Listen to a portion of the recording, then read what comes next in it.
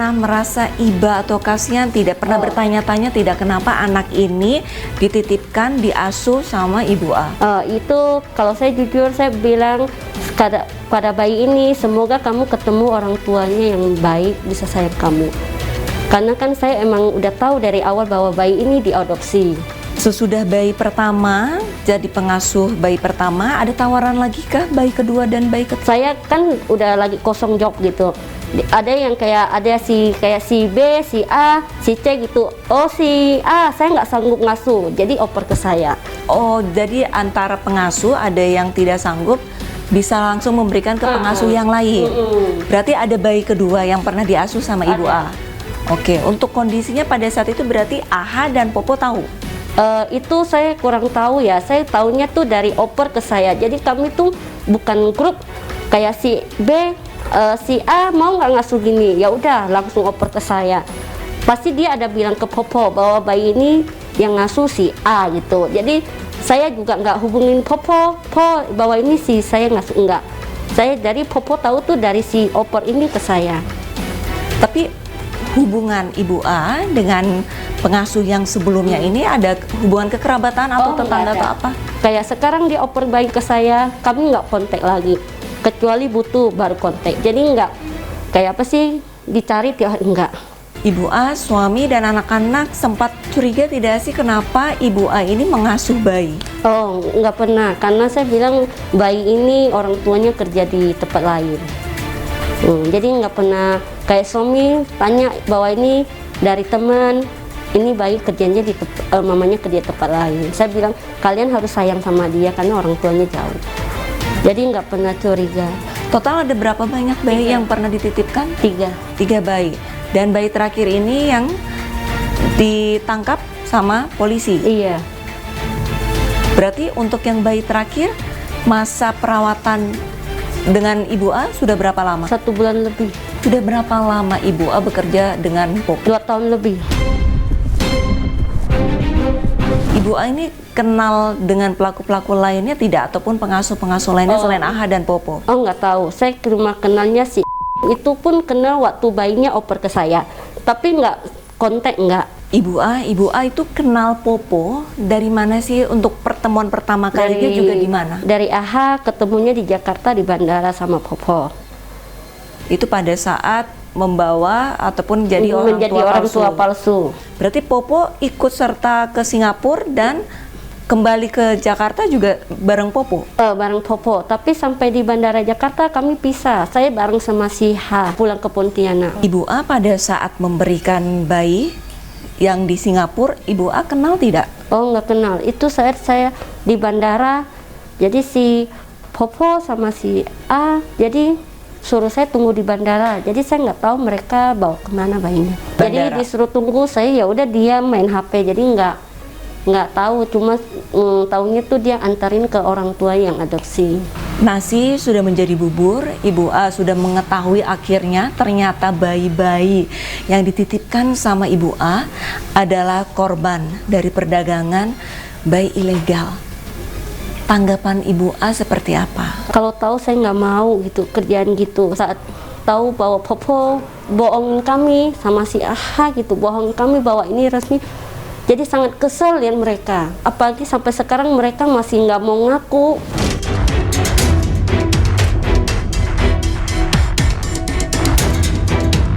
Pemirsa, saat ini saya berada di Polda Jawa Barat, di mana para tersangka dari sindikat jaringan internasional perdagangan bayi ditahan. Dari belasan para tersangka, 4 orang ditangkap di Bandung, 2 orang sudah diamankan di Jakarta, dan 14 orang lainnya ditangkap di Kalimantan. Lantas, ada berapa banyak tersangka lagi yang kira-kira belum ditahan? Kita ikuti.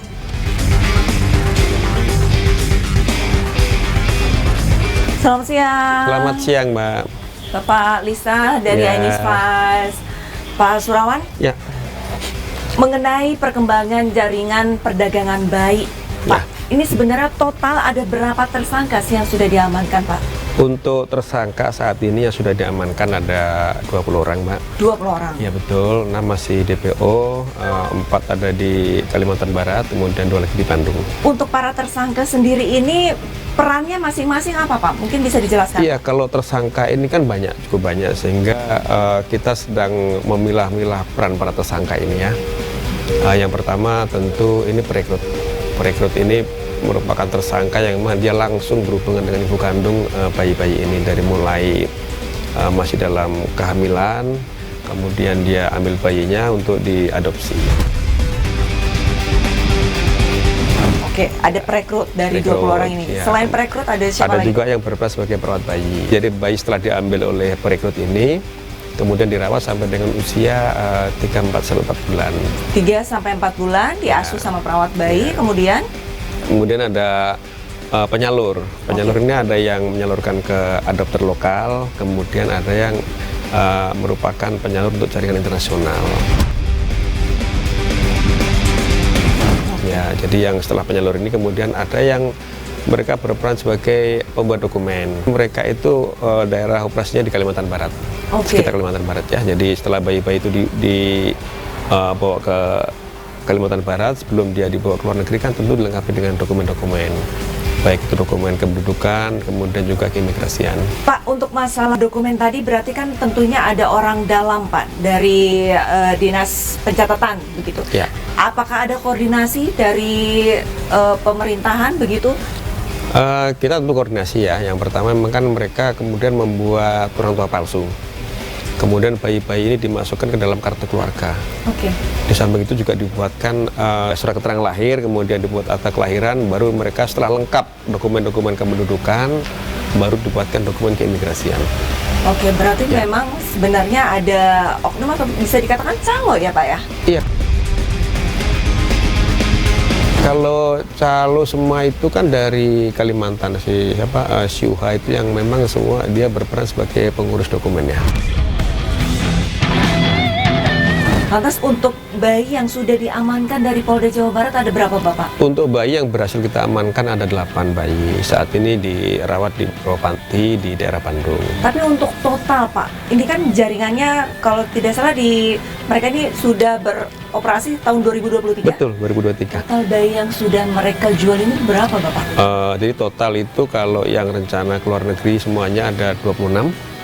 17 sudah berhasil berangkat. Kemudian 8 berhasil kita amankan dan 1 orang meninggal dunia. Ini data sementara semua nih ya. Tadi sebelum cerita untuk jaringan lokalnya ya. Untuk yang jaringan lokal ini kan dari perekrut ada juga yang jaringan lokal. Ya. Ini sudah terkonfirmasi ada 17 bayi. 17 bayi yang memang mereka jual kepada adopter lokal. Dari 20 tersangka, nah ini untuk penangkapannya, waktu penangkapannya ini kapan saja sih Pak? Penangkapan kita mulai dari pertengahan Juli karena ada laporan salah satu orang tua bayi yang melaporkan terkait dengan penculikan anak. Kemudian kita kembangkan dari 1 orang ini memang selama ini sudah pekerjaannya untuk merekrut bayi yang disalurkan kepada adopter-adopter baik yang keluar negeri maupun yang adopter lokal. Untuk modus Pak dari para perekrut ini untuk meyakinkan dari orang tua bayi ini modusnya seperti apa sih Pak? Perekrut awal kan dia memang mencari ibu-ibu hamil yang sudah tua yang siap melahirkan dengan menggunakan Facebooknya dia merekrut ibu-ibu yang memang mau mengadopsikan bayinya.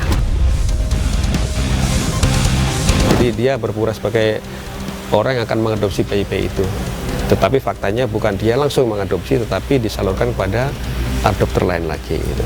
Tapi juga perdagangan pasti kan ada nominal yang dijanjikan dari perekrut itu sendiri kepada ibu kandung korban. Ini berapa Pak? Ya, kalau dari perekrut ibu kandung korban, ibu kandung bayi ini rata-rata kisaran 10-16 juta.